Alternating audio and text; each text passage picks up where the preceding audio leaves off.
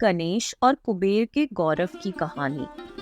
धन के देवता कुबेर अपने अपार धन और समृद्ध जीवन शैली के लिए दूर दूर तक जाने जाते थे। अपनी संपत्ति पर उनको गर्व बेजोड़ था और वह अपने खजाने को किसी को भी दिखाना पसंद करते थे जो उनकी बात सुनता। एक दिन कुबेर ने अपने महल में एक भव्य दावत का आयोजन करने का फैसला किया और दिव्य जोड़े भगवान शिव और देवी पार्वती को इस कार्यक्रम की शोभा बढ़ाने के लिए आमंत्रित किया। उन्होंने घमंड किया कि वह उन्हें एक ऐसी दावत देंगे जो किसी भी अन्य से बेहतर होगी। हालांकि भगवान शिव और पार्वती ने कुबेर के अहंकार को देखकर उन्हें सबक सिखाने का फैसला किया।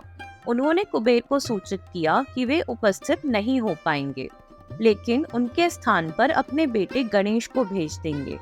कुबेर यह सोचकर कि एक बच्चे का मनोरंजन करना एक सरल कार्य होगा, तुरंत सहमत हो गए। दावत के दिन गणेश बड़े उत्साह के साथ कुबेर के महल में पहुंचे, लेकिन कुबेर को आश्चर्य हुआ कि गणेश को एक अतृप्त भूख थी। जैसे ही वो बैठ गए, उनने सब कुछ खाना शुरू कर दिया। उन्होंने कुछ ही समय में मुख्य भोजन और यहाँ तक कि मिठाइयों को भी खा लिया।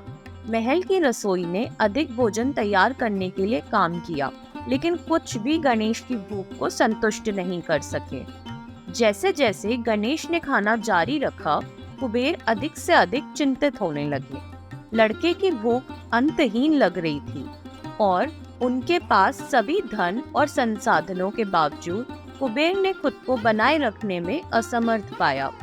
अंत में हताशा में कुबेर गणेश के पास गए और उन्हें रोकने के लिए विनती की, यह स्वीकार करते हुए कि उनके पास देने के लिए और भोजन नहीं है। गणेश, जो कुबेर के गौरव से अच्छी तरह वाकिफ थे, उनने शांति से उनकी ओर देखा और कहा, धन जमा करने या दिखाने के लिए नहीं है, इसका उपयोग दूसरों के कल्याण के लिए किया जाता है। अगर वे एक भी मेहमान को संतुष्ट नहीं कर सकते हैं तो आपका धन व्यर्थ है। विनम्रता से कुबेर को अपने तरीकों की त्रुटि का एहसास हुआ। उन्होंने गणेश से क्षमा मांगी और मदद के लिए भगवान शिव के पास दौड़े। शिव मुस्कुराए और उन्हें चावल का एक साधारण कटोरा दिया और उन्हें विनम्रता के साथ गणेश को चढ़ाने का निर्देश दिया। कुबेर गणेश के पास लौटे और उन्हें सच्ची भक्ति के साथ चावल चढ़ाया। उन्हें आश्चर्य हुआ कि गणेश की भूख आखिरकार शांत हो गई। यह कहानी सिखाती है कि असली धन धन के संचय में नहीं, बल्कि विनम्रता, उदारता और इस समझ में निहित है कि धन दूसरों की सेवा करने का एक साधन है, न कि खुद को ऊपर उठाने का। गणेश और चंद्रमा का अभिशाप। एक शाम गणेश चतुर्थी के भव्य उत्सव के बाद गणेश घर लौट रहे थे। उत्सव आनंदमय था और गणेश मिठाइयों के प्रेमी होने के नाते बड़ी मात्रा में लड्डू, मोदक और अन्य स्वादिष्ट प्रसाद में लिप्त थे। उनका बड़ा पेट भरा हुआ था और जब वह अपने छोटे चूहे मुशिका पर सवार हो रहे थे तो मिठाइयों के वजन से चूहे के लिए संतुलन बनाना मुश्किल बना दिया। जैसे ही उन्होंने चांदनी जंगल से अपना रास्ता बनाया, मुशिका अचानक एक छोटे सांप से टकरा गई जो रास्ते में फिसल गया था। झटके के कारण गणेश अपना संतुलन खो बैठे और वो जमीन पर गिर गए। उनका पेट फट गया और सारी मिठाइयाँ बाहर निकल गईं। यह दृश्य महान गणेश के लिए हास्यपूर्वक और थोड़ा शर्मनाक दोनों था। उसी क्षण चंद्रमा, जो ऊपर से दृश्य देख रहे थे, अपने मनोरंजन को रोक नहीं सके। गणेश की दुर्घटना का मजाक उड़ाते हुए वह फूट फूट कर हंस पड़े। गणेश, जो अपने शांत व्यवहार के लिए जाने जाते हैं, इस उपहास से बहुत आहत हुए। गुस्से में आकर उन्होंने चंद्रमा को शाप देते हुए कहा, इस दिन से आप अपनी चमक खो देंगे और जो कोई भी इस दिन आपको देखेगा उसे दुर्भाग्य का सामना करना पड़ेगा और अन्यायपूर्ण तरीके से गलत काम करने का आरोप लगाया जाएगा। चंद्रमा को तुरंत अभिशाप की गंभीरता का एहसास हुआ और उसे अपने कार्यों पर पछतावा हुआ।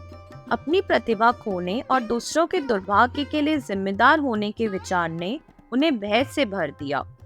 वह आकाश से उतरे और हाथ जोड़कर क्षमा की याचना करते हुए गणेश के पास गए। उन्होंने अपनी गलती स्वीकार की और अभिशाप को हटाने का अनुरोध किया। गणेश हालांकि अभी भी परेशान थे, लेकिन दयालु भी थे। उन्होंने अभिशाप को बदलने का फैसला किया, जिससे यह कम गंभीर हो गया। उन्होंने कहा, अभिशाप को पूरी तरह से पूर्ववत नहीं किया जा सकता, लेकिन मैं इसके प्रभाव को कम कर दूंगा। अब से जो लोग गणेश चतुर्थी पर आपको देखते हैं, उन्हें दुर्भाग्य का सामना करना पड़ेगा, लेकिन केवल उस दिन के लिए। इससे बचने के लिए उन्हें यह कहानी सुननी चाहिए कि आपको कैसे शापित किया गया था और मेरा आशीर्वाद लेना चाहिए। गणेश की दया के लिए चंद्रमा को राहत मिली और वह आभारी थे। तब से यह माना जाता है कि दुर्भाग्य से बचने के लिए गणेश चतुर्थी पर चंद्रमा को देखने से बचना चाहिए। कहानी विनम्रता के महत्व और दूसरों का मजाक उड़ाने के परिणामों की याद दिलाती है, चाहे कोई कितना भी शक्तिशाली क्यों ना हो। गणेश के भाई क्षेत्रपाल का जन्म। हिंदू देवताओं के विशाल मंदिर में क्षेत्रपाल एक कम ज्ञात व्यक्ति हैं, लेकिन उनकी कहानी भगवान गणेश के जीवन से गहराई से जुड़ी हुई है। क्षेत्रपाल को खेतों और कृषि भूमि के संरक्षक के रूप में सम्मानित किया जाता है, जो फसलों की सुरक्षा और समृद्धि सुनिश्चित करते हैं। उनकी जन्म कथा आकर्षक है और जिम्मेदारी और सुरक्षा के बारे में गहरा सबक देती है।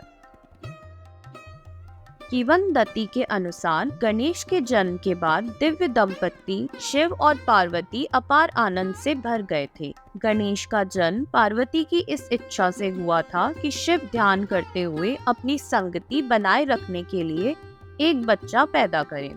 जैसे जैसे गणेश बड़े होते गए, वे ज्ञान, बुद्धि और समृद्धि के अवतार बन गए।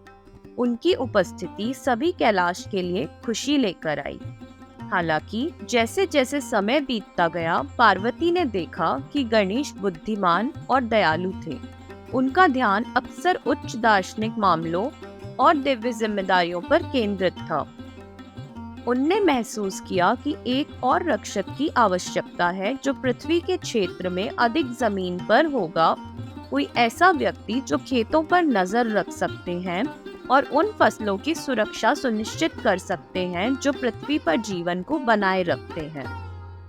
इस विचार को ध्यान में रखते हुए पार्वती ने एक और पुत्र बनाने का फैसला किया, जो पृथ्वी के संसाधनों का संरक्षक होगा। कैलाश पर्वत की पवित्र मिट्टी का उपयोग करते हुए उन्होंने एक युवा लड़के की आकृति को ढाला और अपनी दिव्य शक्तियों के माध्यम से उन्हें जीवन से भर दिया। इस प्रकार क्षेत्रपाल का जन्म हुआ। क्षेत्रपाल को अपने पिता शिव की शक्ति और अपनी माँ पार्वती के पोषण गुणों में संपन्न किया गया था। कम उम्र से ही उन्होंने खेतों के रक्षक की भूमिका निभाई, यह सुनिश्चित करते हुए कि फसलें कीटों, जंगली जानवरों और किसी भी दृष्ट ताकत से सुरक्षित है, जो लोगों की आजीविका के लिए खतरा बन सकती है।